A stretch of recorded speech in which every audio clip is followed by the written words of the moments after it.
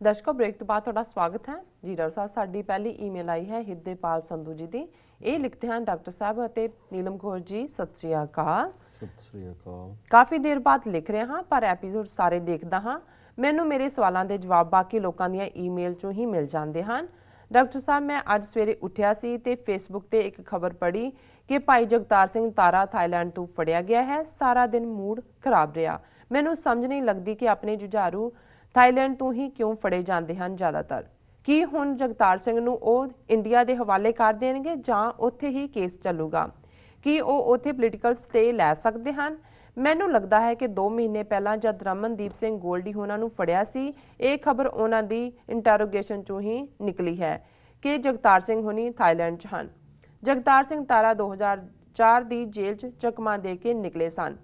ਇੰਨਾ ਚਿਰ ਕਿਸੇ ਸਿੱਖ ਡਾਇਸਪੋਰਾ ਨੇ ਉਹਨਾਂ ਦੀ ਮਦਦ ਕਿਉਂ ਨਹੀਂ ਕੀਤੀ ਕਿਸੇ ਹੋਰ ਕੰਟਰੀ 'ਚ ਜਾਣ ਲਈ, ਜਿਵੇਂ ਕਿ ਕੈਨੇਡਾ ਜਾਂ ਅਮਰੀਕਾ, ਤਾਂ ਕਿ ਉਹ ਪੋਲੀਟੀਕਲ ਸਟੇ ਲੈ ਸਕਦੇ? ਮੈਂ ਸਾਰੀ ਸਿੱਖ ਸੰਗਤ ਨੂੰ ਅਪੀਲ ਕਰਾਂਗਾ ਕਿ ਹੁਣ ਕੁਝ ਕਰੀਏ। ਅਸੀਂ ਸਾਰੀ ਉਮਰ ਐਵੇਂ ਹੀ ਆਪਣੇ ਸਿੰਘਾਂ ਦੀ ਜ਼ਿੰਦਗੀ ਜੇਲ੍ਹਾਂ 'ਚ ਨਾ ਕਢਾ ਦਈਏ। ਹਰ ਮਹੀਨੇ ਕਿਸੇ ਨਾ ਕਿਸੇ ਨੂੰ ਫੜ ਲੈਂਦੇ ਨੇ ਤੇ ਬਾਕੀ ਆਲਰੇਡੀ ਕਈ ਸਾਲਾਂ ਤੋਂ ਜੇਲ੍ਹਾਂ 'ਚ ਹਨ। ਜੀ ਡਾਕਟਰ ਸਾਹਿਬ। ਵੀਰ ਹਿਰਦੇਪਾਲ ਸਿੰਘ ਸੰਧੂ ਜੀ ਦਾ ਬਹੁਤ-ਬਹੁਤ ਧੰਨਵਾਦ। ਉਹਨਾਂ ਨੇ ਸਾਨੂੰ ਕਾਫੀ ਅਰਸੇ ਬਾਅਦ ਲਿਖਿਆ ਹੈ। ਉਹਨਾਂ ਦਾ ਸ਼ੁਕਰੀਆ ਕਿ ਉਹ ਐਪੀਸੋਡ ਦੇਖਦੇ ਨੇ ਜੀ। ਉਹਨਾਂ ਨੂੰ ਲੱਗਦਾ ਹੈ ਵੀ ਉਹਨਾਂ ਦੇ ਸਵਾਲ ਜਿਹੜੇ ਨੇ ਕਿਸੇ ਹੋਰ ਨੇ ਪੁੱਛ ਲਏ ਹੋਏ ਨੇ, ਪਰ ਸਵਾਲ ਤਾਂ ਬਹੁਤ ਸਾਰੇ ਹੁੰਦੇ ਨੇ, ਉਹ ਜੱਕਿਆ ਨਾ ਕਰਨ। ਫਿਰ ਵੀ ਜਿਹੜਾ ਉਹ ਸਾਨੂੰ ਲਿਖਦੇ ਰਹਿਣ ਸਾਨੂੰ, ਕਿਉਂਕਿ ਜਿਹੜੇ ਸਾਡੇ ਨਾਲ ਜੁੜਦੇ ਨੇ ਫਿਰ ਸਾਨੂੰ ਉਹਨਾਂ ਦੀ ਵੈਲਬੀਇੰਗ ਦਾ ਵੀ ਫਿਕਰ ਹੁੰਦਾ। ਜਦੋਂ ਲੰਬਾ ਗੈਪ ਪੈ ਜਾਂਦਾ ਫਿਰ ਸਾਨੂੰ ਲੱਗਦਾ ਪਤਾ ਨਹੀਂ ਸਭ ਠੀਕ ਠਾਕ ਹੈ ਜਾਂ ਕਿਤੇ ਸਾਡੇ ਨਾਲ ਇਹਨਾਂ ਨਾਰਾਜ਼ ਹੋ ਗਏ ਹੋਣ ਜੀ। ਇਹਦੇ 'ਚ ਕੋਈ ਸ਼ੱਕ ਨਹੀਂ ਹੈ ਕਿ ਭਾਈ ਜਗਤਾਰ ਸਿੰਘ ਤਾਰਾ ਦੀ ਗ੍ਰਿਫਤਾਰੀ ਦੀ ਖਬਰ ਨੇ ਸਮੁੱਚੇ ਸਿੱਖ ਜਗਤ ਦੇ ਵਿੱਚ ਇੱਕ ਸ਼ੋਕ ਦੀ ਲਹਿਰ ਪੈਦਾ ਕੀਤੀ ਹੈ ਜੀ।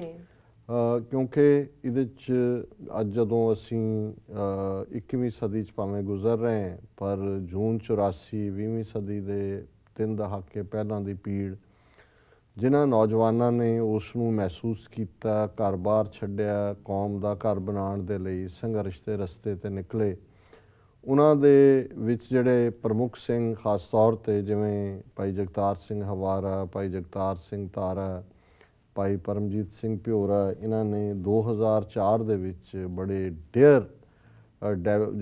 ਡੇਅਰਿੰਗ ਇਹਨਾਂ ਦਾ ਜਿਹੜਾ ਐਕਟ ਸੀ ਕਿ ਕਿਵੇਂ ਬੜੈਲ ਜੇਲ੍ਹ 'ਚੋਂ ਇਹ 3 ਸਿੰਘ ਨਿਕਲੇ ਔਰ 18 ਮਹੀਨੇ ਤੱਕ ਤਾਂ ਇਹ ਸਾਰੇ ਹੀ ਜਿਹੜੇ ਨੇ ਇਹ ਆਜ਼ਾਦ ਸਨ। ਉਦੋਂ ਕਿਤੇ ਬਾਹਰ ਨਹੀਂ ਸੀ ਨਿਕਲੇ, ਉੱਥੇ ਹੀ ਵਿਚਰਦੇ ਰਹੇ। ਲਗਭਗ 18-19 ਮਹੀਨੇ ਬਾਅਦ ਭਾਈ ਜਗਤਾਰ ਸਿੰਘ ਹਵਾਰਾ ਜਿਹੜੇ ਨੇ, ਉਦੋਂ ਕੋਈ ਫਿਲਮ ਰਿਲੀਜ਼ ਹੋਈ ਦਿੱਲੀ 'ਚ, ਉੱਥੇ ਕੋਈ ਹਿੰਸਾ ਹੋਈ, ਉਹਨੂੰ CBI ਫੋਲੋ ਕਰ ਰਹੀ ਸੀ ਔਰ ਇਹ ਅਚਾਨਕ ਪਟਿਆਲੇ ਦੇ ਵਿੱਚ ਪੰਜਾਬੀ ਯੂਨੀਵਰਸਿਟੀ ਕੈਂਪਸ ਦੇ ਨੇੜੇ ਤੇੜੇ ਉਹਨਾਂ ਦੇ ਹੱਥ ਲੱਗ ਗਏ ਔਰ ਕਿਵੇਂ ਉਹਨਾਂ ਨੂੰ ਟਾਰਚਰ ਕੀਤਾ ਗਿਆ। ਹੁਣ ਵੀ ਜਦੋਂ ਉਹਨਾਂ ਨੂੰ ਪੇਸ਼ ਕੀਤਾ ਜਾਂਦਾ ਹੈ ਹੱਥਕੜੀਆਂ ਬੇੜੀਆਂ ਦੇ ਵਿੱਚ, ਫਿਰ ਹੋਰ ਕੁਝ ਸਮਾਂ ਪਾ ਕੇ ਪਰਮਜੀਤ ਸਿੰਘ ਭਿਓਰਾ ਜਿਹੜੇ ਨੇ ਉਹ ਕਪੂਰਥਲਾ ਜ਼ਿਲ੍ਹੇ 'ਚ ਕਿਸੇ ਥਾਂ ਤੋਂ ਜਿਹੜੇ ਆ ਉਹ ਫੜੇ ਗਏ।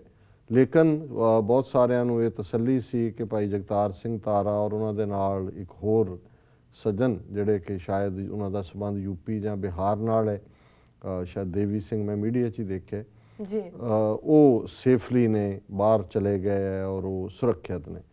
ਸੋ ਜ਼ਾਹਰ ਹੈ ਕਿ ਜਿਹਨੇ ਜੀਵਨ ਦੇ ਵਿੱਚ ਜਿੰਨੀ ਕੁ ਸੇਵਾ ਕਰ ਲਈ ਹੁੰਦੀ ਹੈ, ਉਸ ਤੋਂ ਬਾਅਦ ਇੱਕ ਮੁਕਾਮ ਆਉਂਦਾ ਜਦੋਂ ਤੁਹਾਨੂੰ ਲੱਗਦਾ ਵੀ ਉਹਨਾਂ ਦਾ ਉਹ ਸੁਰੱਖਿਅਤ ਹੋਣ। ਪਰ ਹੁਣ ਅਚਾਨਕ ਜਦੋਂ ਇਹ ਖਬਰ 2004 ਤੋਂ ਬਾਅਦ ਲਗਭਗ 10 ਸਾਲ ਬਾਅਦ ਇਹ ਅਸੀਂ ਖਬਰ ਦੇਖਦੇ ਕਿ ਉਹਨਾਂ ਨੂੰ ਜਿਹੜਾ ਉਹ ਥਾਈਲੈਂਡ 'ਚੋਂ ਫੜ ਕੇ ਔਰ ਜਿਹੜੀ ਉਹਨਾਂ ਦੀ ਪਿਕਚਰ ਸਾਰੇ ਮੀਡੀਆ 'ਚ ਆਈ ਹੈ।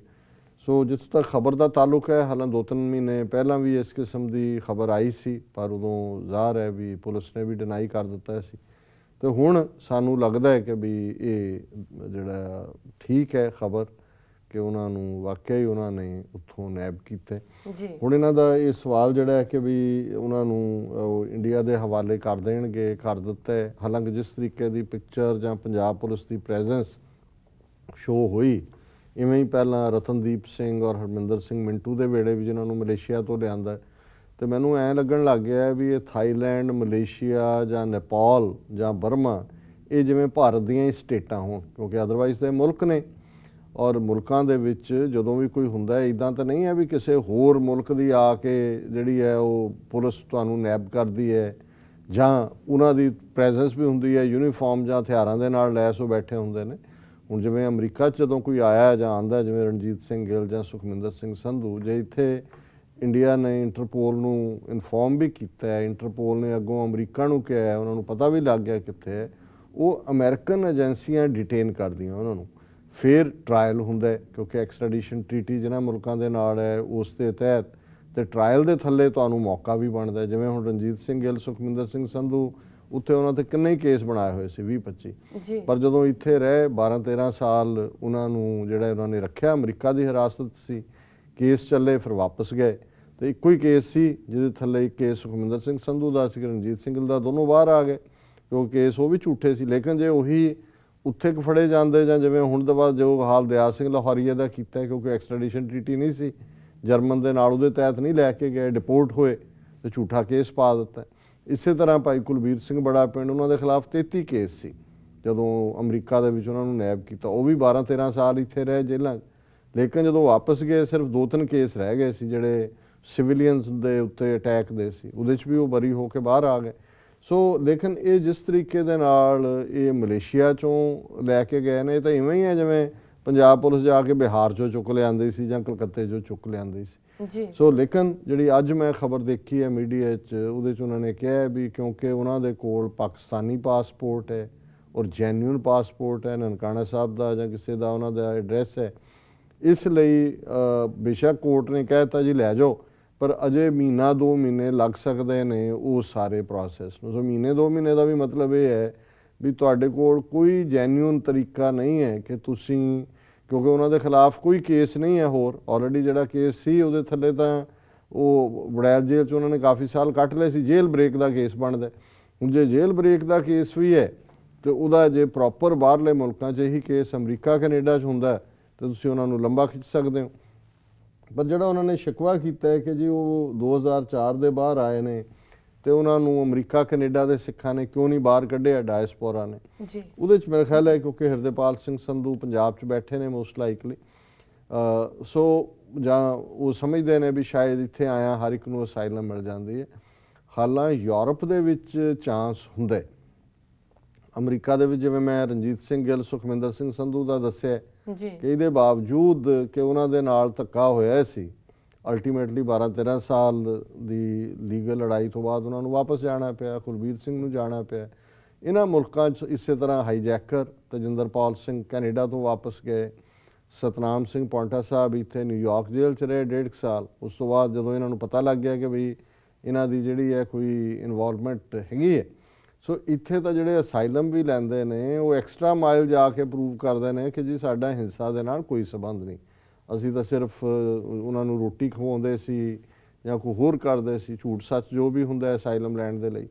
ਸੋ ਇਹ ਇੱਕ ਰੀਜ਼ਨ ਹੈ ਕਿ ਉਹ ਇਹਨਾਂ ਮੁਲਕਾਂ ਦੇ ਵਿੱਚ ਨਹੀਂ ਆ ਸਕਦੇ। ਇੱਥੋਂ ਲਿਜਾਣਾ ਵੀ ਇੱਥੋਂ ਇਹ ਹੈ ਵੀ ਜਿਵੇਂ ਲੀਗਲ ਪ੍ਰੋਸੈਸ ਹੈ, ਤੁਸੀਂ ਜ਼ਿਆਦਾ ਲੰਬਾ ਵਕਤ ਖਿੱਚ ਸਕਦੇ ਹੋ, ਲੇਕਿਨ ਇੱਥੇ ਵੀ ਉਸ ਬੈਕਗਰਾਊਂਡ ਦੇ ਨਾਲ ਅਸਾਈਲਮ ਨਹੀਂ ਮਿਲਦੀ।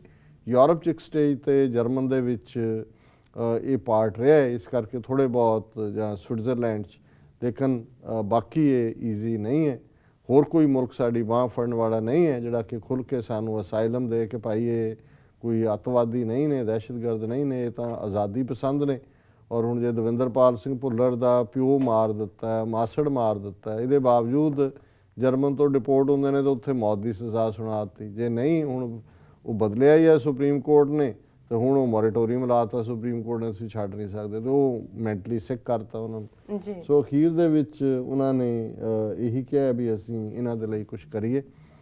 ਮੈਂ ਸਮਝਦਾ ਵੀ ਜੇ ਥਾਈਲੈਂਡ ਦੇ ਵਿੱਚ ਕੋਈ ਟਰਾਇਲ ਦੀ ਸੰਭਾਵਨਾ ਪੋਸੀਬਿਲਿਟੀ ਬਣ ਸਕਦੀ ਹੋਏ ਤੇ ਉਹਨਾਂ ਦੇ ਵੀ ਐਡਮਾਇਰਰ ਨੇ ਭਾਈ ਜਗਤਾਰ ਸਿੰਘ ਤਾਰਾ ਹੋਰਾਂ ਦੇ, ਉਹ ਜ਼ਰੂਰ ਕੋਈ ਐਫਰਟ ਕਰਨਗੇ, ਵੀ ਕਰਨਾ ਵੀ ਚਾਹੀਦਾ। ਲੇਕਿਨ ਇਸ ਸਟੇਜ 'ਤੇ ਜਿਵੇਂ ਚਾਂਬੜੀ ਹੈ ਪੰਜਾਬ ਪੁਲਿਸ, ਔਰ ਜਿਵੇਂ ਉਹਨਾਂ ਨੇ ਇਹਨੂੰ ਬਹੁਤ ਵੱਡੀ ਵਿਕਟਰੀ ਬਣਾ ਕੇ ਪ੍ਰੈਜ਼ੈਂਟ ਕੀਤਾ ਹੈ, ਨਾਲ ਹੀ ਬਾਦਲ ਅਮਰਿੰਦਰ ਨੂੰ ਵੀ ਕਿਹਾ ਜੀ ਤੁਹਾਡੀ ਜਾਨ ਨੂੰ ਖਤਰਾ ਹੋ ਜਾਣਾ ਸੀ। ਸੋ ਉਸ ਤੋਂ ਮੈਨੂੰ ਨਹੀਂ ਲੱਗਦਾ ਕਿ ਵੀ ਜਿਹੜਾ ਥਾਈਲੈਂਡ ਦੀ ਸਰਕਾਰ ਵੀ ਇਹਨਾਂ ਦੀ ਇੱਕ ਐਕਸਟੈਂਸ਼ਨ ਹੀ ਬਣੀ ਹੋਈ ਹੈ। ਸੋ ਇਹ ਕੰਟਰੀਜ਼ ਬਿਲਕੁਲ ਵੀ ਸੇਫ ਨਹੀਂ ਰਹੀਆਂ, ਇਹ ਆਮ ਸਿੱਖਾਂ ਨੂੰ ਵੀ ਉੱਥੇ ਹਰਾਸ ਕਰ ਰਹੇ ਨੇ।